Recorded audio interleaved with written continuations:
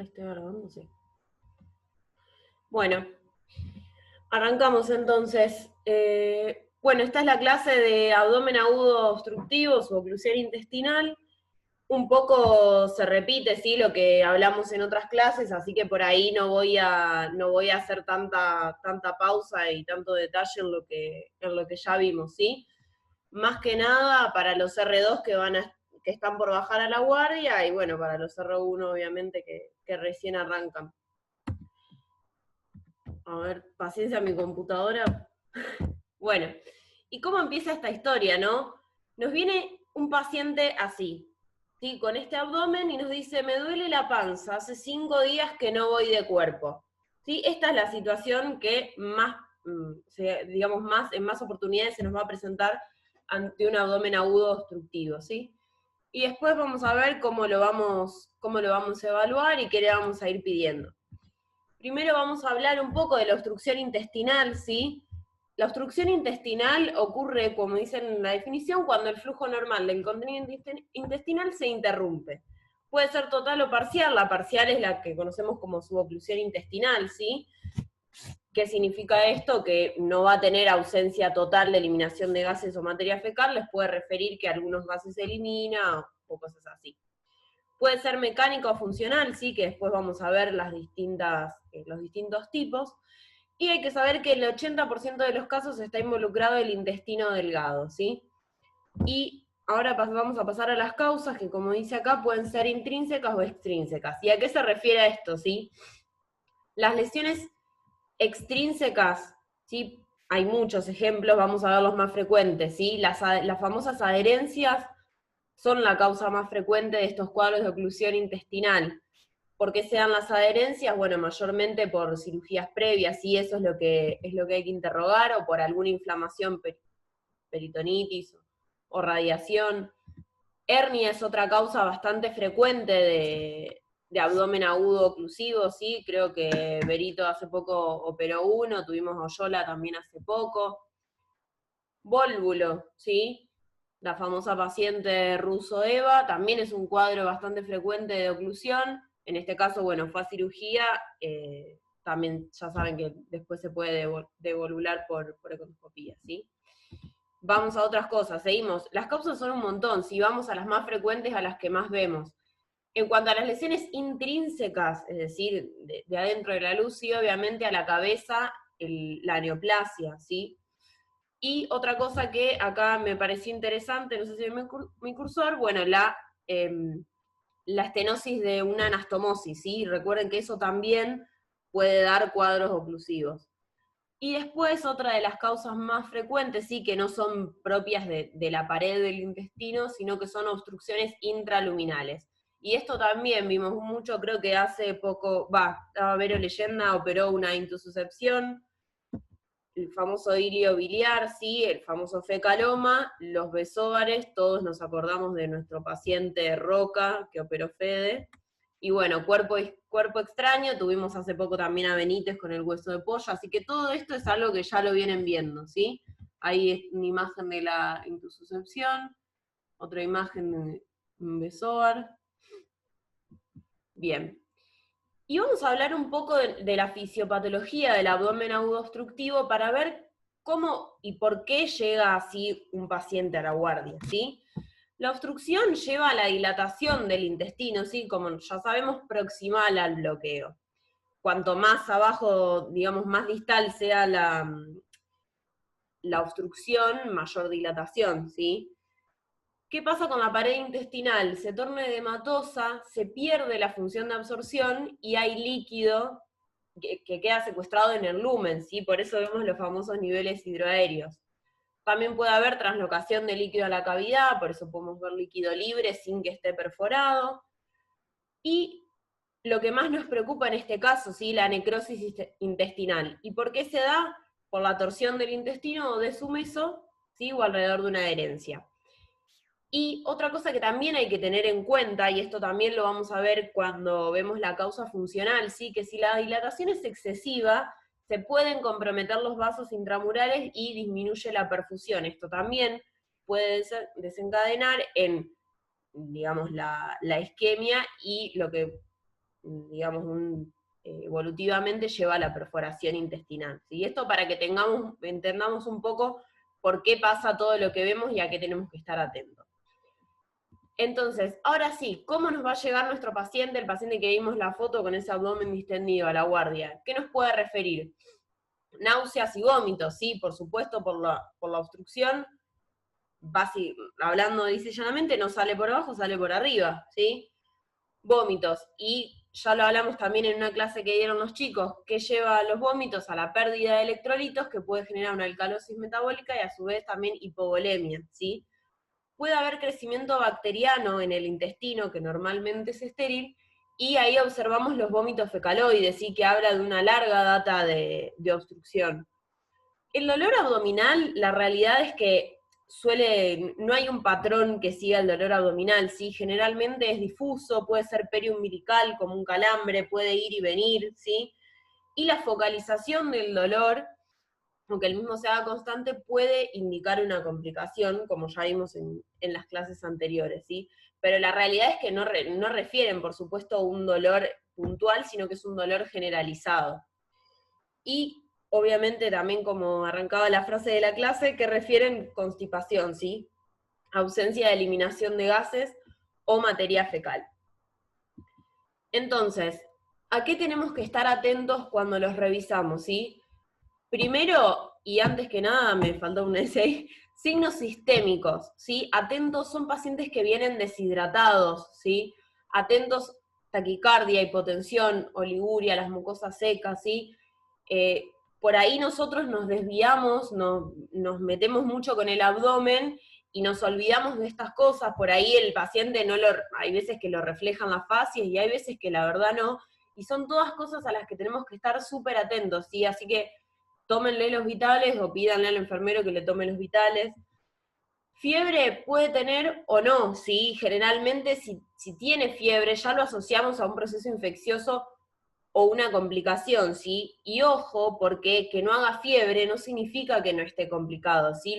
Como sabemos, en todas las patologías, los ancianos, los inmunocomprometidos, pueden no hacer fiebre y estar complicados igual. Y ahora, bueno, semiología, ¿sí? Como venimos viendo también en todas las clases. ¿Qué vamos a ver a la inspección del abdomen? La distensión abdominal. Como les dije, cuanto más distal, mayor cuanto más distal la obstrucción, y atento a las cicatrices, ¿sí? ¿Por qué? Porque como dijimos, las adherencias son una de las causas más frecuentes de oclusión intestinal, ¿sí? Así que atentos a eso, pero lo que más nos va a llamar la atención es la distensión del abdomen. ¿Qué vamos a ocultar? Bueno, esto también ya lo estuvimos viendo con las clases, puede haber ruidos metálicos, ruidos de lucha, y a medida que progresa la distensión, sí, se hace como un hilio paralítico y puede no haber ruidos o haber ruidos hipofonéticos. A la percusión vamos a tener timpanismo, también esto ya lo estuvimos viendo, sí, por la dilatación del intestino. A la palpación podemos identificar hernias o masas anormales, sí, como el tumor, el vólulo se pueden llegar a palpar. Las hernias, bueno, creo que todos los hemos visto. Generalmente cuando hay una hernia atascada es bastante evidente. Y bueno, importantísimo esto, nunca olvidarse del tacto rectal, ¿sí? Todo paciente ocluido o con signos de suboclusión se va con un tacto rectal, ¿sí? Todo paciente que, por más que no esté distendido, lo que sea, nos refiere que no elimine gases o tal, se va con un tacto rectal, ¿sí? ¿Para qué? Para ver si tiene fecaloma, ¿sí? Un tumor de recto como la causa, y si no, bueno, para ver si hay sangre, que puede deberse un tumor, puede verse isquemia, inflamación, pero siempre, sí o sí, el tacto rectal. Sí, bueno, la ampolla vacía también es un indicio. Bueno, obviamente que a nuestro paciente le vamos a empezar a pedir estudios, ¿sí? Laboratorio a todos. ¿Qué vamos a ver en el laboratorio? Bueno, puede haber leucocitosis o no, ¿sí? Esto dependiendo de cuán avanzado esté el cuadro, de si está infectado o no. Podemos ver hemoconcentración por deshidratación, sí, así que atentos a esto. Hiponatremia, hipocalemia, hipocloremia, por el cuadro que ya vimos de los vómitos, que se asocia a pérdida de electrolitos. Podemos ver alcalosis metabólica, o también podemos tener acidosis metabólica, ¿sí? Sí, porque hay cuadros que tienen diarrea. Podemos ver el lactato elevado, ¿sí? Esto también creo que lo dijo Fabi en su clase, ¿sí? Como signos de isquemia. Y bueno, como saben, después del laboratorio le empezamos a pedir imágenes, ¿sí? Y les puse varias imágenes porque quiero que esto se lo lleven en la cabeza, ¿sí? Y no se olviden de la imagen de una suboclusión intestinal, ¿sí? ¿Qué vamos a ver? Las asas dilatadas, ¿sí? Niveles hidroaéreos. No sé si alguien habló o yo estoy... cualquiera, bueno. Sigo. No, nada, Aure, creo. Ah, no, flashé yo, debe haber sido acá en mi edificio. Bueno, nada, esto vamos a ver. Estos son pacientes reales nuestros, ¿sí? Bueno, todos son pacientes reales, ¿no? Esto especialmente nuestros.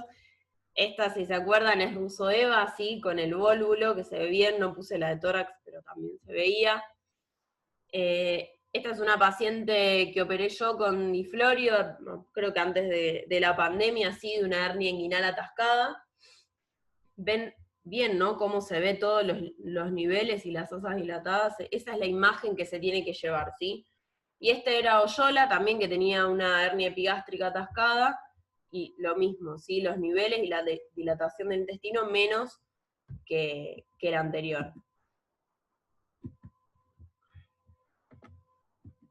Bueno, se me tildó, ya va a arrancar.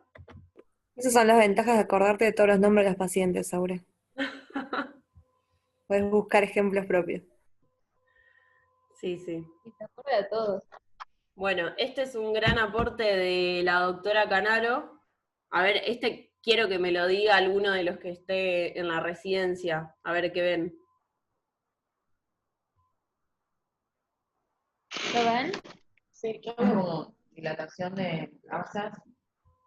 No sé si veo tanto a nivel, la verdad. Y veo como a una rectal pareciera. No sé si es arteria fecal o colo o metaloma o ¿Qué intestino es? ¿Intestino grueso, delgado? delgado. ¿Es un hilo biliar? Sí, perfecto, Male. Es una placa bastante linda. Muy Un bien. líquido biliar. Se ve el lito, acá enclavado, ¿sí? La dilatación. Y acá con muchas ganas pueden ver la aerobilia. Les pongo al lado una paciente que operé yo de un hilo biliar también, que no está tan linda la placa, yo el lito no lo veo, sí se ve la aerobilia, si ven la imagen, acá es muy parecida. Pero bueno, esta tenía menos dilatación y no le llegué a ver el lito. Bueno, seguimos con los estudios, ¿sí? Ya tenemos nuestras placas, a veces son bastante características y no necesitamos pedirle nada más, pero a veces sí necesitamos caracterizar, ¿sí? Tanto planificando un abordaje quirúrgico o no, y le pedimos una tomografía. La tomografía debe realizarse con contraste endovenoso, ¿sí? Siempre y cuando no esté contraindicado. Y ahora vamos a ver por qué, porque el contraste endovenoso nos ayuda muchísimo. El contraste oral, esto que nosotros siempre le pedimos y qué sé yo, la realidad es que si el paciente sospechamos que tiene una obstrucción total, no nos va a cambiar nada, ¿sí? No lo va a poder tolerar, va a ser una pérdida de tiempo, el paciente va a estar mal, tiene riesgo de vómitos, o sea que evaluar si realmente lo necesitamos o no, ¿sí? Y acá, ¿para qué nos va a servir bien el contraste endovenoso? Para ver el estado del intestino. ¿Cuáles son los signos de isquemia del intestino delgado en un tomo? La ausencia o pobre realce del contraste en la pared del intestino fina, algo que ya vimos en otras clases y ustedes lo habían dicho, la neumatosis intestinal, ¿sí? Mesenterio adelgazado, hematoso, engrosamiento de los vasos, gas portal, bueno, muchos, ¿sí? Que ahora vamos a ir viendo en imágenes. Este es un video, a ver si se me reproduce, lo filmé del celular, así que se ve más o menos, pero bueno, es esta paciente que les comentaba que la operamos de un hilo biliar, para que se vean bien cómo se ve. Acá sabemos que algo anda mal, ¿sí? No llegamos a ver bien, pero algo ahí no está bien. Vemos asas dilatadas, y ahí llega nuestra sorpresa, ¿sí? Esa imagen calcificada que se veía. empezando a volver. ¿Se ve bien? Sí, perfecto, Aure. Acá. Sí, Se ve perfecto y aparte es un gran ejemplo de cambio de calibre también. Además de que se ve perfecto el litio. Exactamente. Ahora vamos a seguir viendo con eso. Ahí lo vieron, el cambio de calibre se ve perfecto. Como acá está todo... Uy, no puedo parar. Bueno, sigo total, después hay otras que vemos. Bueno, esta señora, como vimos, la placa nos indicaba que algo andaba mal, sí, tenía aerobilia, pero no nos terminaba de definir el cuadro y la terminamos de definir con esta tomografía. Bueno, y ahora les puse diferentes imágenes, ¿sí? Para que vayamos viendo qué se ve en esto. ¿Lo ven? Como una asa cerrada, ¿sí? Se ve también el cambio de calibre. Acá. Hay otros que se ven mejor. Acá tuvimos uno parecido a esta tomo hace poco. ¿Sí? Y acá ven cómo el diámetro del colon está normal, ¿sí? El intestino delgado está dilatado. Ahí se ve bien el cambio de calibre. Esto tenía una brida. Bueno, más imágenes. Dilatación, ¿sí? Y acá muestra cómo está normal.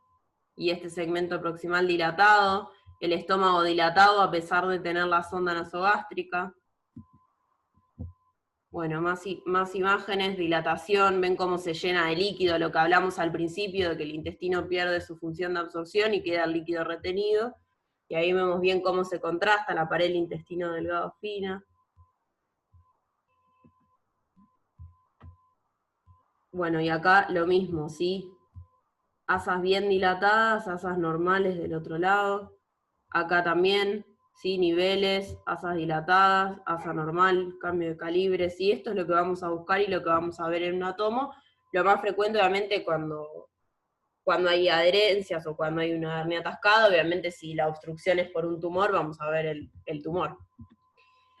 Bueno, ya tenemos a nuestro paciente diagnosticado, sí, tiene una obstrucción, después vamos a ver si lo operamos o no, pero algo le tenemos que empezar a hacer en la guardia, además de pedirle los vitales y todo, ¿sí? Y esto es súper importante. Rehidratación, ¿sí? Con solución fisiológica o con Ringer. Recuerden que es un paciente que viene con pérdida de electrolitos, hipovolémico, por los vómitos, etc. Así que es súper importante empezar a hidratarlo apenas lo recibimos, ¿sí? Atentos a la represión de potasio, salvo que el paciente tenga falla renal. Algo que siempre hablamos es que esto de la reposición de electrolitos y la resucitación antes de la cirugía, ¿sí? Ayuda a minimizar las complicaciones de la anestesia, la hipotensión, las arritmias, o sea, no se queden con que el paciente, bueno, tiene 2,5 de potasio, después vemos o el anestesista le pasa, o sea, no.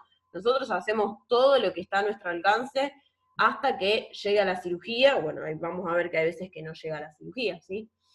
Sonda nasogástrica, súper importante, ¿sí? Y aunque el paciente no tenga vómitos, siempre traten de ponerle una sonda nasogástrica, ¿sí? Porque hay pacientes que están ocluidos y no vomitan, ¿sí? O porque la obstrucción es muy distal o lo que sea, pero sí tienen, líquido acumulado y después llegan a la cirugía sin la sonda nasogástrica, se broncoaspiran en la intubación, es una catástrofe, ¿sí? Así que siempre sonda nasogástrica. Antibióticos, la realidad es que no son necesarios, salvo que sospechemos que haya compromiso intestinal, o sea, que esté perforado. Sí, los antibióticos, si lo vamos a operar, los antibióticos de profilaxis de la cirugía, eso sí. Bueno, y acá viene otra de las partes más importantes, ¿sí? En cuanto al tratamiento, obviamente que si nosotros sospechamos que tiene compromiso intestinal, ¿sí? Una perforación, necrosis, isquemia, la indicación de cirugía es inmediata, ¿sí? No se deja, como ya lo dijo Fede también, ningún paciente perforado, ni que sospechemos que tienen necrosis, ¿sí? Indicación de cirugía inmediata.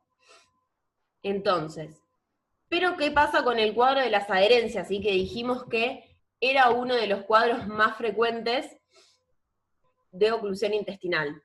La mayoría resuelven sin cirugía, ¿sí?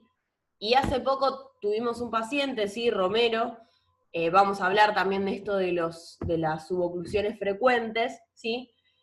Pero bueno, hay algo que nos avala para hacer tratamiento no operatorio en oclusiones debido a adherencias, y es esta guía, ¿sí? La guía de Bolonia, que ya está hace mucho, la última actualización fue en el 2017, y esta gente que hizo las guías se dedica a estudiar cómo andan los pacientes sin cirugía. Hicieron este algoritmo, ¿sí? Que nos ayuda un poco a ver cómo tratamos. Bueno, lo que hablamos del manejo inicial, no lo voy a repetir, los estudios, la resucitación, etc. Entonces, y acá nos dice, ¿tiene el paciente una indicación de cirugía inmediata? Lo que vimos, ¿sí? Necrosis, si ves que tiene una hernia, un vólvulo, la intususcepción, el hilio, la ingestión de un cuerpo extraño, todo esto es indicación de cirugía y va a cirugía, listo, ¿sí? No se discute. Y si no tiene nada de esto y sospechamos que tiene una adherencia, si un paciente con varias cirugías previas o con una cirugía previa, bueno, acá tenemos otras opciones para hacer, ¿sí? Antes de llevar al paciente a quirófano. Y recuerden, a ver, ¿por qué no lo llevamos al paciente a quirófano? No es que no queremos operar, es que no es un paciente fácil, ¿sí? Un paciente que tiene muchas cirugías previas o que ya tuvo episodios de suboclusión, es un paciente que la mayoría de las veces no tiene una adherencia laxa sola, que entramos, la sacamos y ya está, ¿sí? Son pacientes difíciles, los pacientes con muchas adherencias, en la adherenciolisis, digamos, corremos el riesgo de perforar el intestino, volver a tener que hacerle una anastomosis, con todos los riesgos que eso lleva. Entonces, es por esto que intentamos hacer algo por el paciente sin tener que mandarlo a quirófano de nuevo, ¿sí? Y acá entra algo que nosotros por ahí no lo tenemos, o sea, lo hacemos un poco sin querer, ¿no? Y es el tema del contraste oral. Vieron que muchas veces le pedimos una toma a estos pacientes y decimos, bueno, lo curó el contraste, ¿sí? Y esto no es que lo decimos por decir, ni que pasa de casualidad, ¿sí? Hay todo un estudio hecho sobre esto que dice acá Gastrogriffin Challenge. Gastrogriffin es el contraste hidrosoluble, ¿sí?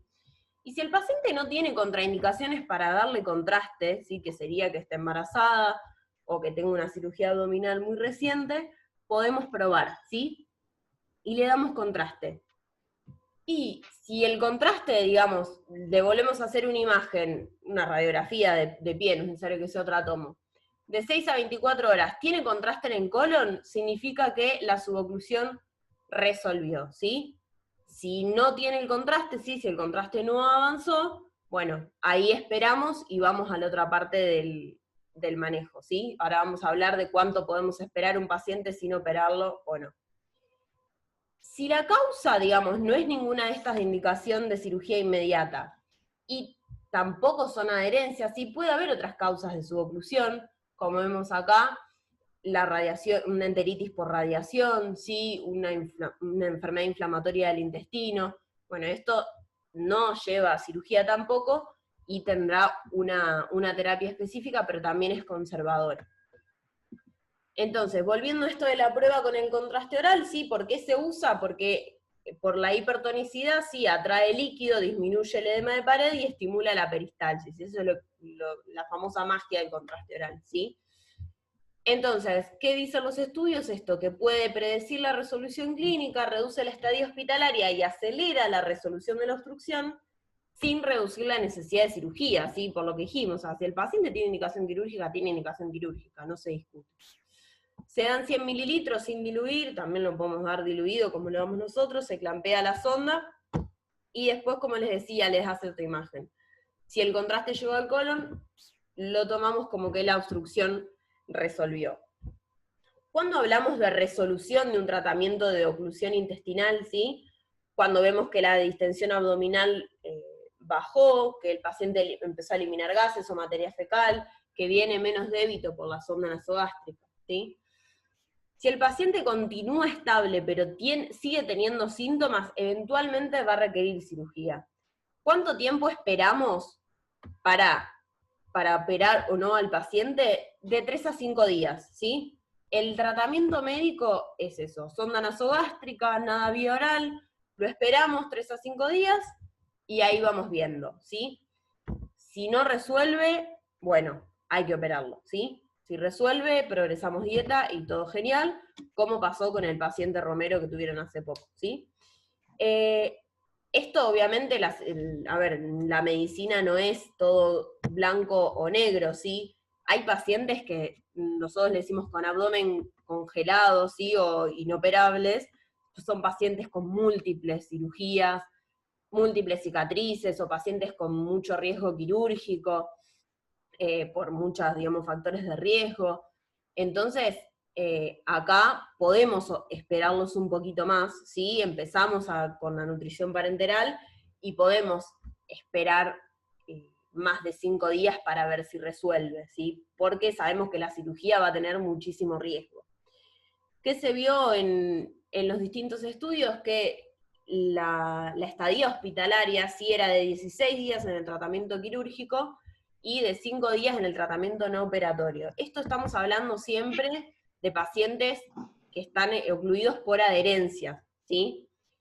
Y ni hablar que si el paciente se deteriora, ¿sí? Cualquier signo, fiebre, taquicardia, aumenta el dolor, tiene leucocitosis, acidosis, lo que sea, debe ir a cirugía, ¿sí? O sea que el tratamiento no operatorio, digamos, no es le pongo la sonda, lo dejo ahí y me olvido, ¿sí? Siempre estamos arriba del paciente y vemos qué le pasa, y siempre atentos a que puede requerir cirugía, ¿sí? Hablamos un poco de la recurrencia porque van a ver que vienen un montón de pacientes, digamos, que no es la primera vez que se ocluyen. Lo que les decía, generalmente esto es por adherencias, que es la causa más frecuente. Tienen síntomas iguales a los de una obstrucción aguda, que después resuelven y pueden referir diarrea una vez que resolvieron. Entre los periodos de su oclusión, obviamente el paciente se encuentra asintomático.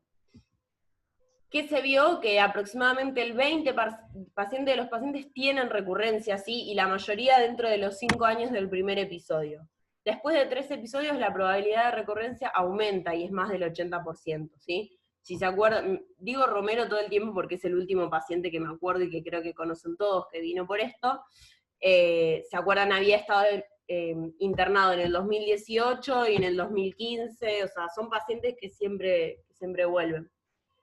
Y bueno, esto también se vio que el periodo asintomático va decreciendo, no importa cuál sea el tratamiento.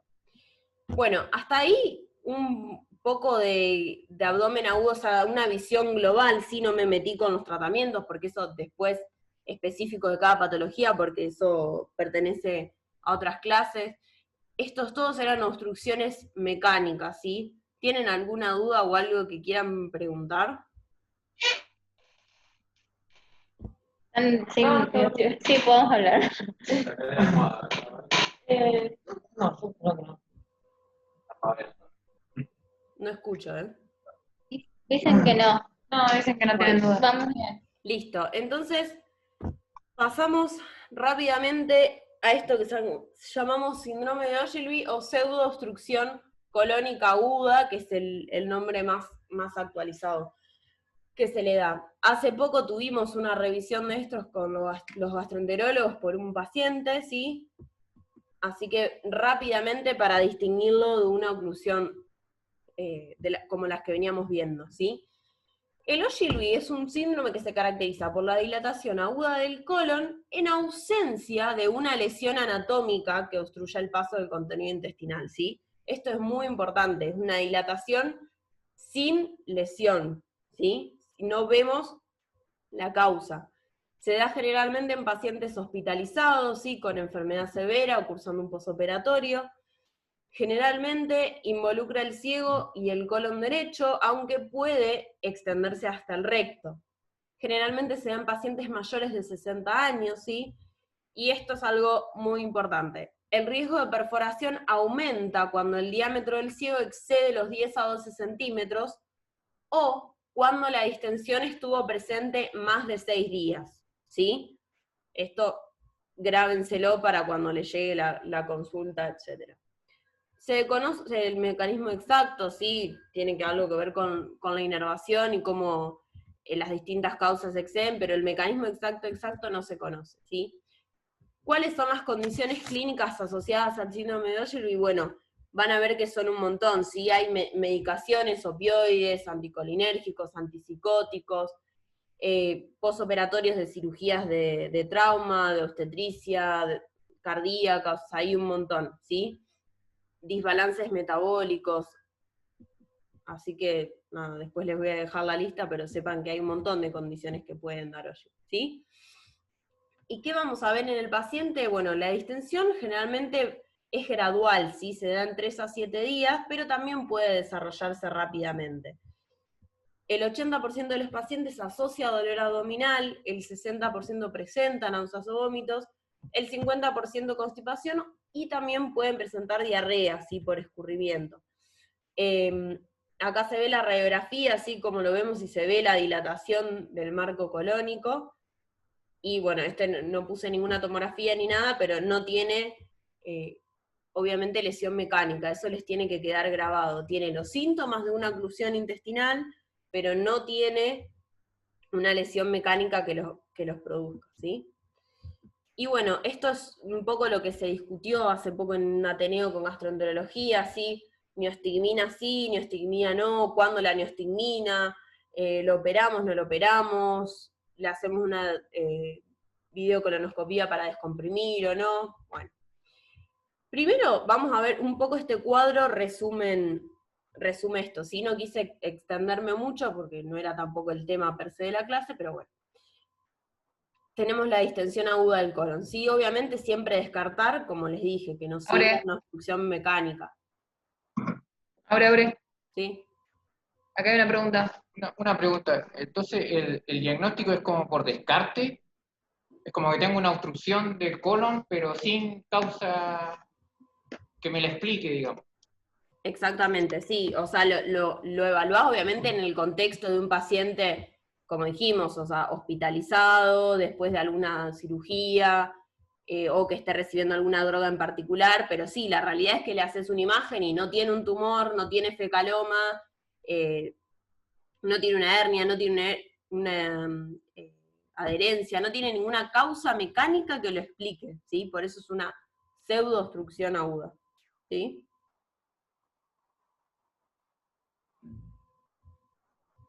Sí, perdón, estábamos en este otro. Sí.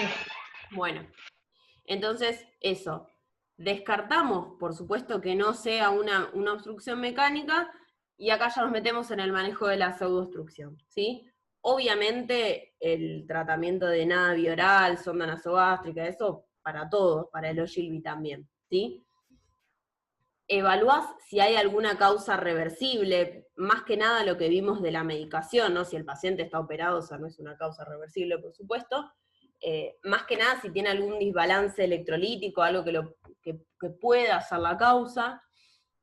Si con todo esto no responde, acá viene lo controversial, ¿sí? Podemos probar con la neostigmina. Si no funciona con neostigmina, podemos probar con la BCC descompresiva, ¿sí? ¿Qué es lo que está en discusión? Si primero va la BCC o primero va la neostigmina, y depende de dónde lo lean, lo van a encontrar distinto, ¿sí? Este algoritmo yo lo saqué de UpToDate, que trata de ser lo más actualizado, de actualizarse constantemente, pero bueno, pueden encontrar también que vaya a videocolonoscopía descompresiva primero y después a neostigmina, ¿sí? Y si con esto no resuelve, recién ahí vamos a empezar a pensar en un tratamiento quirúrgico, ¿sí? Si le hicieron la neostigmina y no resolvió, o si le hicieron la videocolonoscopía y no resolvió, ¿sí? Antes no, que no les vendan un paciente con un Ogilvy para operar si antes no se intentó, ¿sí? No porque, lo mismo, no porque no querramos operar, sino por el bien del paciente. Aure, una pregunta. ¿Sí? ¿Esto es así independientemente de los diámetros del colon? Sí. O sea, porque nosotros habíamos estudiado como que a partir de, ponele, si el ciego medía más de 11 centímetros, ahí en vez de hacer ningún tratamiento médico iba directamente sí o sí a BCC. Sí, a veces sí. Sí, lo que no va directo es a cirugía. O sea, a lo que dice acá, o sea, o a una cecostomía, que en realidad ya no se hace más, o a una colostomía de descompresión, a eso, pero a veces sí. Por eso, pero, o sea, digo, ¿podría probar neostigmina primero independientemente de cuánto mida el ciego, o ahí tendría que ir sí o sí primero colonoscopia? Bueno, es que eso es un poco lo que decía que está en discusión, ¿sí? Depende de dónde lo leas. La realidad es que depende de dónde lo leas, te va a decir que podés hacer neostigmina primero o que debes hacer una descompresión por BCC primero. Listo. Por eso les decía que este es el algoritmo de UpToDate, pero me acuerdo que lo estuvimos leyendo para este Ateneo de Gastro, y la realidad es esa, que depende de qué bibliografía, de qué estudio agarres, es si se hace primero una cosa o la otra. Pero sí, es independientemente del diámetro, o sea, el diámetro te habla de un mayor riesgo de perforación y eso, pero ninguno es indicación de cirugía directa. Listo, genial, gracias. Sorry, respondiendo a eso, Aure, generalmente como medida para que tengas en la cabeza es 12 centímetros. 12 o 11 dependiendo de la vida. Si tienes más de 12, la endoscopía probablemente termine en una perforación y por eso va a cirugía directo. Bien, como dice Aure, no es que es a rajatabla y blanco-negro como es todo, son guías. Pues hay gente que va primero a la endoscopía, no importa la medida, pero generalmente como para que tengas en la cabeza 12 centímetros, de lateral a lateral, ¿sí? En la placa. Si lo medís por tomo, igual desde lado a lado también. Sí, perfecto. Que me confundí con eso. Dije los 11 centímetros para la colonoscopia, pero es verdad, era para la sección percutánea. Claro, pero es para el ciego. No te escuché lo último, pero... Sí, dijo eso. Está bien. Bueno. Otra pregunta más por acá. Y en el caso de la eventual cirugía, ¿y qué se hace? ¿Como que lo explorás solamente? Porque supuestamente si no tiene nada, no me imagino que se puede hacer en la cirugía. Digamos. Espera, no le respondas. Pensá, ¿qué podrías hacer? Bueno. Pensá, ¿vos qué harías? Vos tenés un intestino que no se mueve y que está a punto de perforarse. ¿Qué cirugías harías? ¿Qué tenés que hacer con ese paciente? Si lo vas a operar. Chicos, no se escucha lo que están diciendo, o por lo menos yo no escucho. Agus lo que le está planteando es que lo piense. Le pregunta qué haría. Le pregunta qué haría él, qué se le ocurre. Y está pensando. Les aviso si hay respuesta. Me imagino. Me gusta el relato. Es el captcha. Pero ahí está diciendo. No tenés nada, bueno, no hay obstrucción, es algo químico, digamos, digamos, el movimiento. Agustina López, acércate al micrófono, por favor. Perdón, ahí vamos. Le está diciendo que es algo funcional, entonces que a partir de eso piense, porque vos lo explorás, ya sabes que es algo funcional, ¿qué tenés que hacer?